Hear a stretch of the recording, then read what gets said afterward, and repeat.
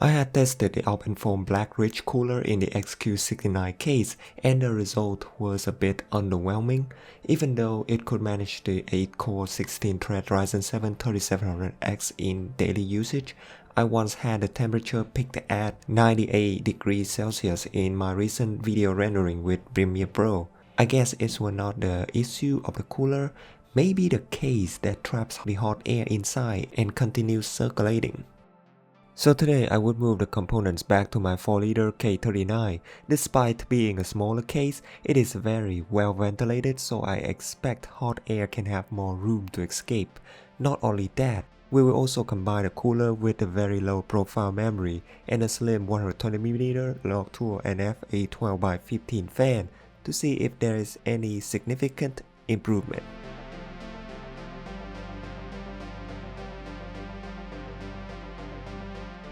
I finished putting all the components back into the case. I already had a step-by-step tutorial on how to build in this case, so you should check it out if you are planning to get a K39. With a Black Ridge cooler, I could install another hard drive into the case.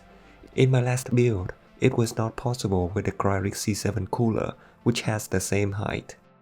I let IDA 64 run for 30 minutes and it got very hot. The temperature maxed out at 98 degrees C, so my guess about the cause of high temperature in the XQ69 was incorrect. The Ryzen 7 3700X is too much for a low-profile 92mm CPU cooler.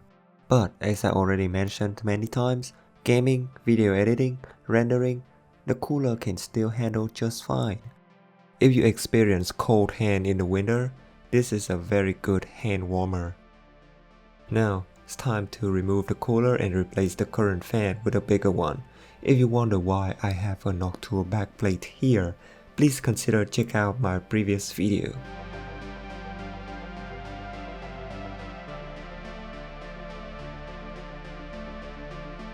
Unlike last time, removing the cooler is easier because I used less thermal paste, so the cooler was not stick to the CPU.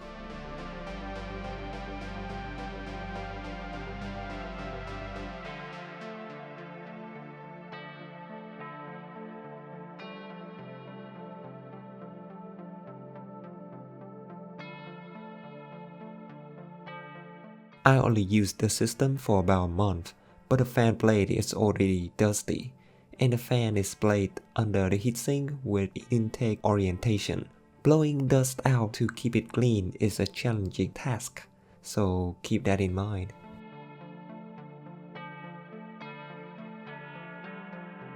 To mount this fan on the cooler, we need the mounting brackets included in the box of the Black Ridge. There are two types of bracket. And as we mount the slim 120mm fan under the heatsink, the bigger one is used. Insert the brackets into the 4 holes on the heatsink. Then we can secure the fan.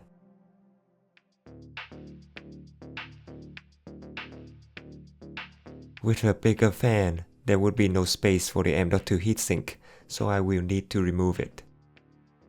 Now for the VLP memory, here we need to pay attention. If you use Intel CPU or only need 16 GB of RAM and don't really care about the performance improvement of high-speed memory, then your best option is from ADATA with their Non-ECC VLP memory. The maximum clock speed of these are 2666 MHz CL19, but you can try overclocking them. Don't bother buying the 16 GB stick. I already confirmed with the seller that they are full-size memory. This RAM is the safe option and would guarantee to work with both Intel and AMD. For Ryzen users, if you need 32 GB of RAM or even high-speed memory, then you can look for Unbuffered ECC memory. There are two things to remember before you buy. Number 1. AMD Ryzen CPU support ECC RAMs as known as server memory, but before you purchase, please make sure that your motherboard also supports. For example, I have read that many people with the Asus Strix X570i could not run the ECC memory, but people with the Strix B450i, X470i and the latest B550i can. So, please do your research carefully.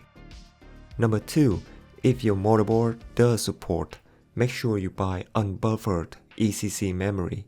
It is also known as UDIMM, not the registered memory, which is known as RDIMM. I'll have some links to the correct 16GB ECC RAM in the description for you. I was very lucky to get DRAM sticks on Facebook Marketplace. The speed is very good, 3200 MHz CL22 with only 1.20 volts. These are Micron E-die. I have tried searching for a proper place to buy these online, but I couldn't. With all the parts ready, time to put them back to the case. Before mounting the fan, we need to install the 2 RAM sticks and the PCIe riser cable.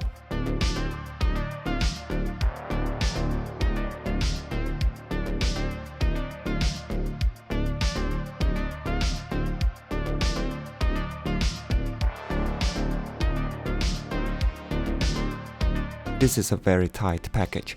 There is zero room to wiggle.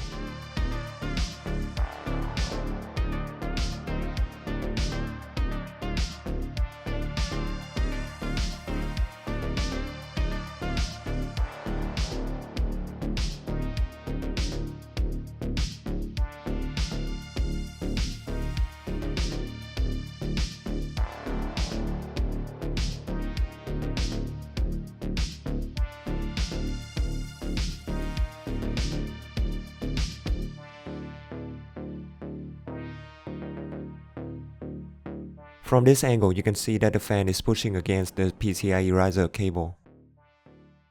I had to brute force to screw in the side panel, so there's a slight bump, but it's not really visible.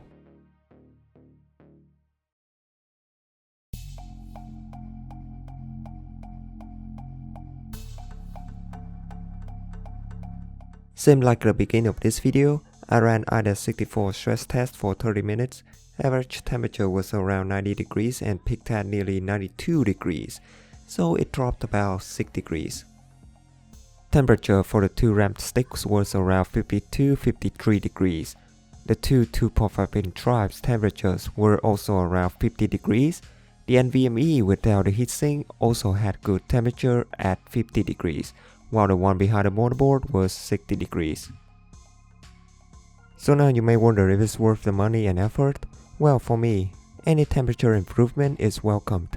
Of course, it is not insane 15 degree reduction, but between average temperature of 95 degrees and 90 degrees during stress test, I'll pick 90 degrees any day.